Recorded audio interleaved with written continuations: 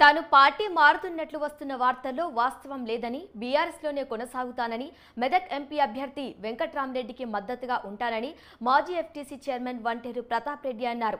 బీఆర్ఎస్లో ఉన్న కోవట్టులు గ్రూప్ రాజకీయాల కారణంగానే తాను ఎంపీగా పోటీ చేయట్లేదని తెలిపారు. ఎమ్మెల్సీ యాదవరెడ్డి డీసీసీబీ చైర్మన్ బీఆర్ఎస్లో ఉంటూ పార్టీకి వ్యతిరేకంగా పనిచేస్తున్నాడని, పార్టీ అధిష్టానం సస్పెండ్ చేయాలని ప్రతాప్ రెడ్డి అన్నారు. తాను ఎమ్మెల్సీ యాదవరెడ్డి గెలుపు కోసం తాను ఎంతో కష్టపడ్డానని, కానీ తనకు ఎంపీ టికెట్ ఇస్తే పార్టీ మారుతామని యాదవరెడ్డి అన్నారని వంటేరు తెలిపారు.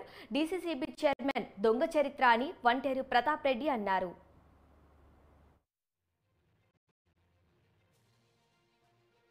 టీఆర్ఎస్ పార్టీ ఎమ్మెల్సీ యాదవరెడ్డి గారు పార్టీలో ఉండి పార్టీకి వ్యతిరేకంగా ప్రచారం చేస్తున్నటువంటి యాదవరెడ్డి గారిని, ఎలక్షన్ రెడ్డి గారిని అధిష్టానం వెంటనే సస్పెండ్ చేయాలి అని చెప్పి నేను డిమాండ్ చేస్తున్నాను. విత్ ఇన్ ద పార్టీలో ఉండి పార్టీకి వ్యతిరేకంగా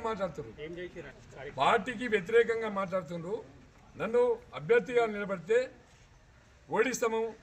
ఓడిస్తామని మాట్లాడి నేను పార్టీ నుంచి ఒక క్యాండిడేట్గా ఉపసంహరించుకున్న కారణం, దానికి టీఆర్ఎస్ పార్టీలో ఉన్నటువంటి ఎలక్షన్ రెడ్డి గారు, టీఆర్ఎస్ పార్టీలో ఉన్నటువంటి ఎమ్మెల్సీ యాదవరెడ్డి గారు విత్ ఇన్ ద పార్టీలో ఉండి ప్రతాప్ రెడ్డికి టికెట్ ఇస్తే పార్టీ మారుతామని ప్రచారం చేశారు.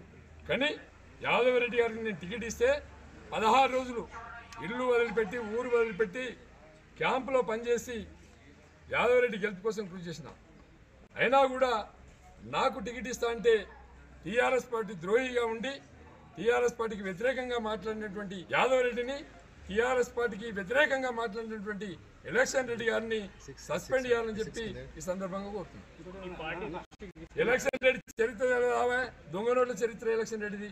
ఆయన డీసీపీ చైర్మన్ ఉన్నప్పుడు ఆయన ట్రాన్స్ఫార్మర్ల మీద కమిషన్లు తీసుకున్నాడు, ట్రాక్టర్ల మీద కమిషన్లు తీసుకున్నాడు.